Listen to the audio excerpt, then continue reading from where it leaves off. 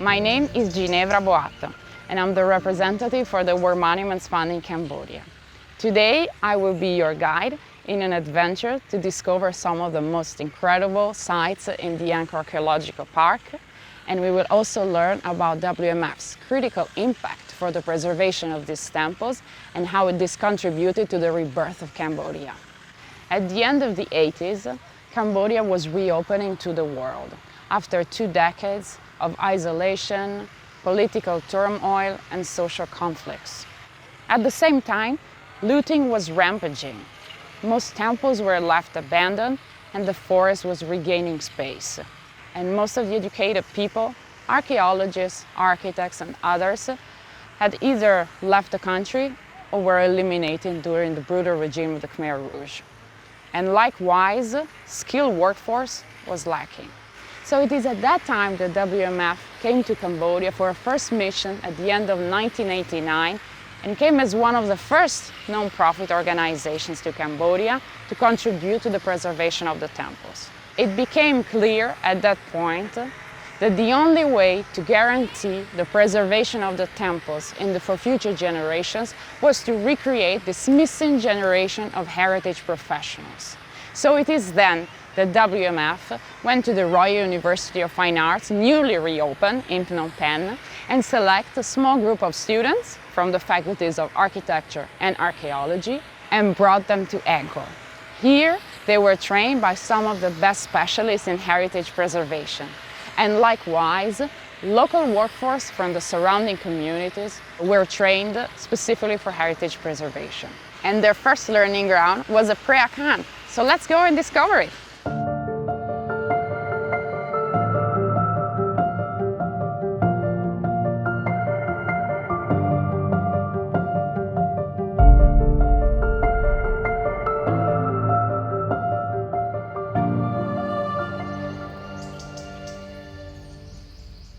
The Temple of Preah Khan was built by King Jayavarman VII at the end of the 12th century, after a victory against the Cham invaders. WMF, then headed by Bonnie Burnham, proceeded with opening our first office in Siem Reap in 1982. War Monuments Fund spent the first years just removing trees and vegetation and make this access open to all visitors and making it safe. So that's why we work very closely with the demining team. Spearheaded by the then project director John Sanday, WMF's interns spent their time graphically documenting all pieces of this temple, doing small repairs and interventions. Over time, the extent and complexity of our interventions at Preah Khan have evolved, following also the evolution of the skills of WMF staff.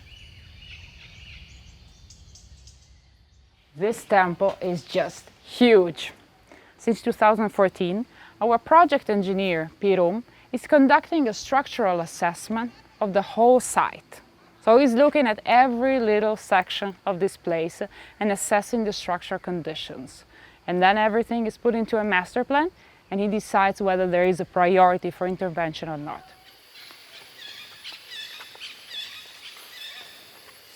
Actually, his work for the structural assessment of the site has a big potential for the whole Angkor Park, which is why we were very pleased when Apsara Authority asked us to train some of their staff in how to use it. And it's time to look ahead to our next destination, the Temple of Ta Saum. Come with me.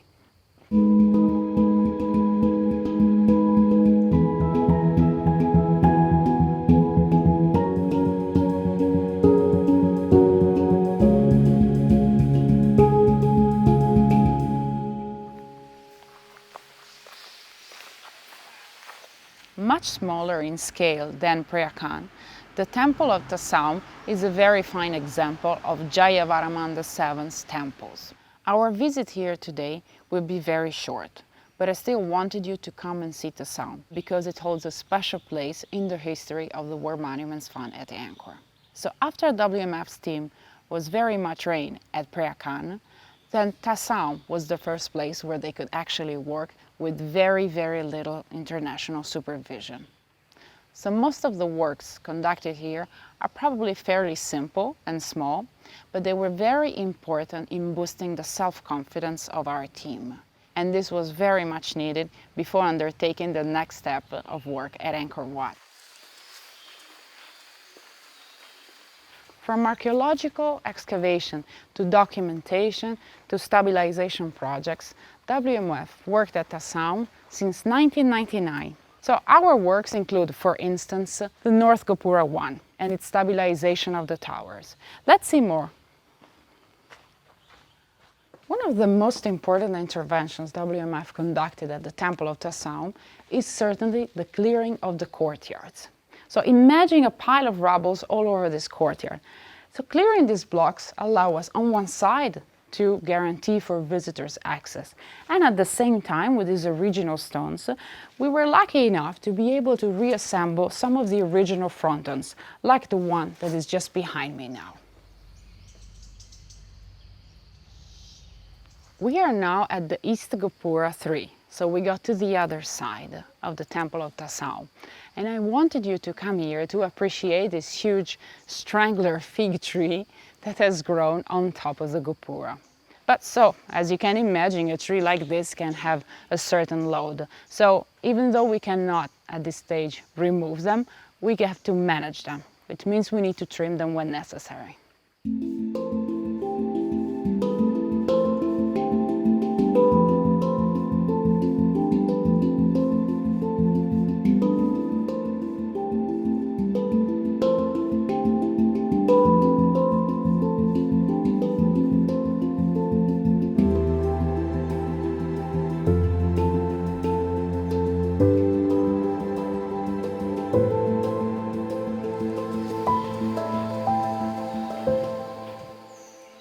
And now we finally have gotten to Angkor Wat, built by King Suryavarman II at the beginning of the 12th century.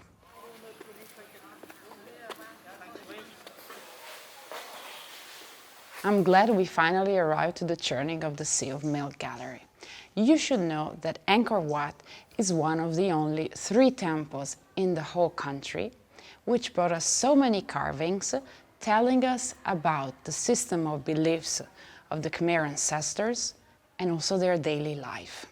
And this is likely the most significant bas-relief in the whole temple of Angkor Wat because of the symbology of the ever-recurring iconography of the churning of the Sea of Milk. That is why it was a very daunting project for us here. A major problem of water infiltration from the gallery roof vault was clear. It was 2007 and WMF decided that the times were ripe to engage in a long-term conservation intervention and mobilized a large team to disassemble each and every stone of this gallery roof section by section. Now you can be here at any time during a huge storm and you're completely dry. There is no more water infiltration. So I asked my colleague Mova today to be here with us and tell us a bit more about this project since he was the site manager of this colossal work. ខ្ញុំគិតថាវិចិត្រសាលនេះគឺជាភស្តុតាងដែលដូនតារបស់យើងបានបន្សល់ទុកដើម្បីជាកន្លែងរស់នៅរបស់ពួកគាត់ខ្ញុំគិតថាទឹកនៅជាមូលហេតុចម្បងដែលធ្វើឲ្យមានការខូចខាតប្រាសាទអង្គរវត្តជាច្រើនហេតុដូច្នេះហើយបានជាគេដាប់ដុំថ្មធ្វើជាចង្អូរដើម្បីបង្ហូរទឹកចេញការរៀនសូត្រនៅអង្គរវត្តបច្ចុប្បន្នគេបានយកទៅធ្វើអនុវត្តនៅភ្នំបាខែង បច្ចុប្បន្នគេកំពុងធ្វើជំរាលតូចៗជាច្រើនដើម្បីនៅលើផ្ទៃរាបស្មើការងារនៅអង្គរវត្តពិតជាមានការទទួលខុសត្រូវចំពោះយើងទាំងអស់គ្នា I think really this project bestowed acknowledgement to World Monuments Fund from the side of the Cambodian government and also the side of UNESCO.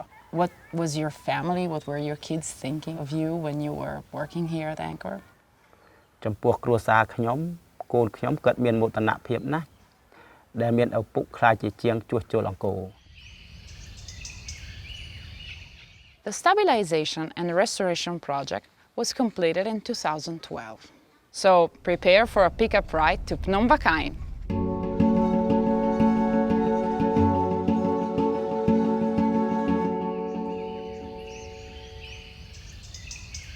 We're standing at the bottom of a hill, one of the few natural ones in this area which is predominantly flat. Phnom Penh was built at the turn of the 10th century.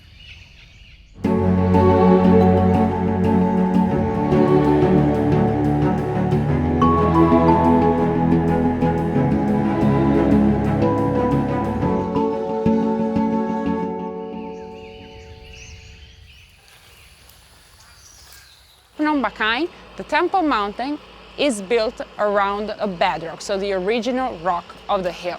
We are now at the northwest of the central pyramid.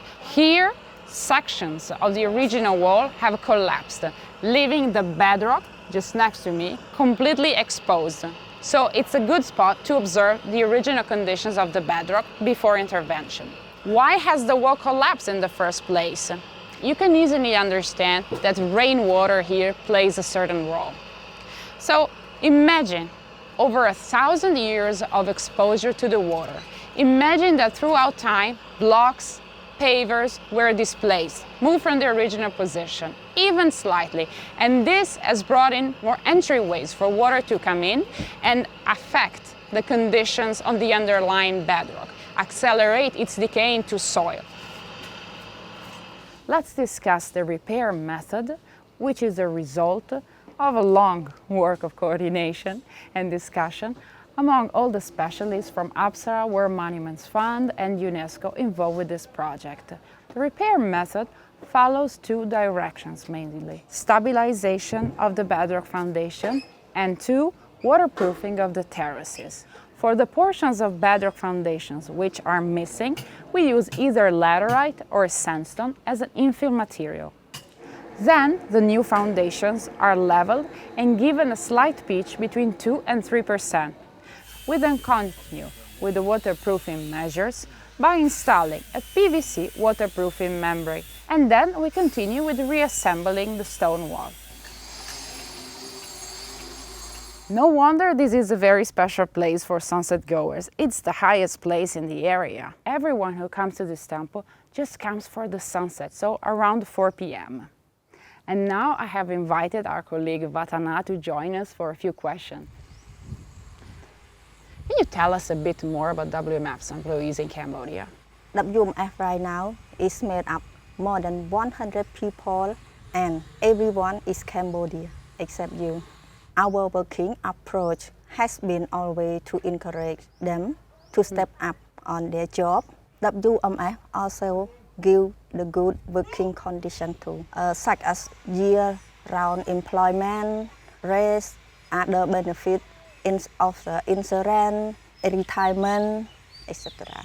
Right now, the children of our worker can go to university.